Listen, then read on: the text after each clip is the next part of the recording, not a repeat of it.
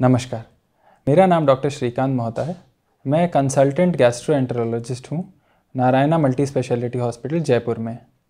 मैंने अपनी पढ़ाई एम्स नई दिल्ली से की है और वहाँ मैंने अपनी डीएम ख़त्म की है अभी। आज हम कुछ एक कॉमन बीमारी के बारे में बात करेंगे जो कि है एसिडिटी। एसिडिटी इतनी ज़्यादा प्रचलित और कॉमन प्रॉब्लम है कि आज अगर 100 लोग लेंगे हम कहीं पे भी, उसमें से भारत में 10 से 15 लोगों को एसिडिटी परेशान कर रही है। इसको हम मेडिकल भाषा में गैस्ट्रोइसोफेजियल रिफ्लक्स भी बोलते हैं। तो ये क्या है, इसके लक्षण क्या है, आपको कब डॉक्टर को दिखाने की ज़रूरत है और इसके क्या क्या इलाज हम कॉमनली करते हैं, ये मैं आज आपको बताऊंगा। तो हमारी जो फूड का रास्ता है वो ऐसे जाता है कि जब हम खाना खाते हैं तो खाने की एक नली होती है, वहाँ से खाना जाके पेट में रहता है और पेट में वो खाना लगभग 3 से 4 घंटे तक रहता है। पेट में निकलता है एसिड, वो खाने को पचाने का काम करता है। मगर कुछ लोगों में ये एसिड ऊपर चढ़कर खाने की नली में भी आ जाता है। ये खाने की नली को एसिड की नॉर्मल आदत नहीं है और इस चीज़ को हम बोलते हैं एसिडिटी। पेशेंट को इससे प्रॉब्लम होती है। ये जब एसिड ऊपर चढ़ता है तो इसको एसिडिटी बोलते हैं। तो इसके लक्षण क्या है? इसमें पेशेंट को लगता है कि मुझे खट्टी डकारें आ रही हैं। वो खट्टापन असल में एसिड होता है। पेशेंट को खट्टी डकारें आती है, लगता है जो उसने खाया है वो खाना ही ऊपर चढ़ के उसके मुंह में भी आ जाता है। सुबह खाली पेट उल्टी होना, मुंह में खट्टा खट्टा पानी भर जाना सुबह सुबह, ये लक्षण इसके होते हैं। बट सिर्फ इतना ही नहीं, जो रिफ्लक्स है या एसिडिटी है, इसके और अलग लक्षण भी होते हैं जो कि हो सकता है आपको हो बट पता नहीं चले इससे कि एसिडिटी है। ये क्या लक्षण है? जैसे कि खाने में निगलने में दिक्कत होना, लगना यहाँ पे कुछ अटका हुआ पड़ा है, या फिर खाना अटक जाना नीचे के रास्ते, लगता है कि खाने को निगलने के लिए पानी लेना पड़ता है। मतलब जब रास्ता सिकुड़ जाता है तब ये लक्षण आते हैं। कुछ लोगों को अस्थमा भी होता है जो एसिडिटी से हो सकता है, हर को नहीं बट अस्थमा भी एसिडिटी से होता है। अब ये किन लोगों को ज़्यादा होता है? जैसे मैंने बताया 100 में से 10 से 15 लोगों को ये होता है। वो कोई भी हो सकते हैं, मगर कुछ लोगों को ये होने के लक्षण ज़्यादा होते हैं। वो होते हैं जिनका वज़न थोड़ा नॉर्मल से ज़्यादा है, या जो धूम्रपान करते हैं या सिगरेट पीते हैं। कुछ लोग दर्द की गोलियां लेते हैं, जैसे जिनको जोड़ों का दर्द रहता है, वो रेगुलर जब दर्द की गोलियां लेते हैं उनको भी ये चीज़ें ज़्यादा हो सकती है। कुछ खाने पीने की चीज़ें हैं जिनसे एसिडिटी बढ़ता है। जो पेशेंट होंगे उनको ये बात समझ में आएगी।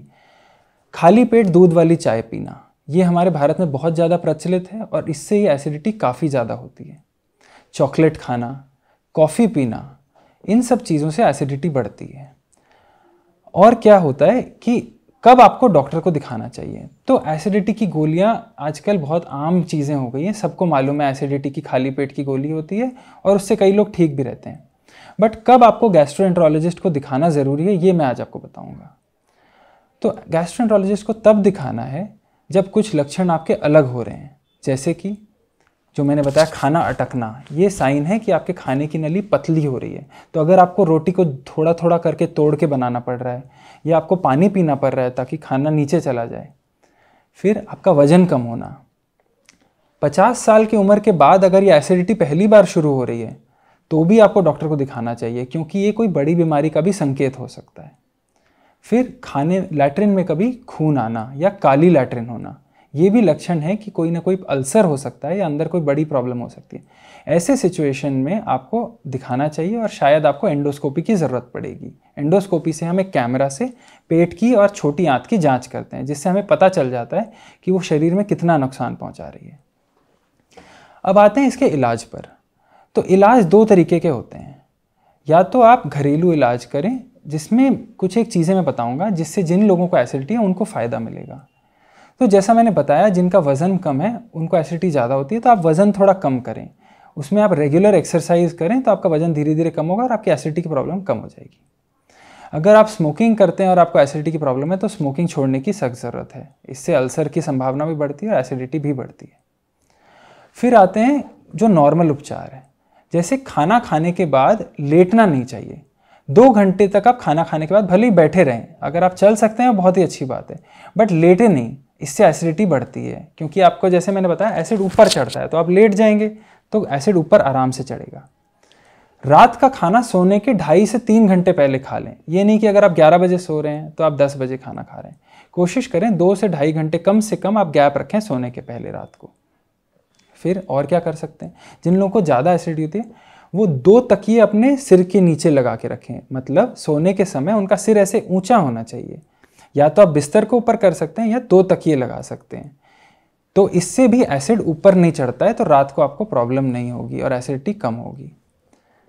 और जो जो चीज़ों से आपको प्रॉब्लम, जैसे मैंने बताया दूध वाली चाय से, कॉफ़ी से, इन चीज़ों को, मिर्च मसाले की चीज़ों को थोड़ा अवॉइड करना पड़ेगा थोड़े दिनों तक, जब तक एसिडिटी ज़्यादा है।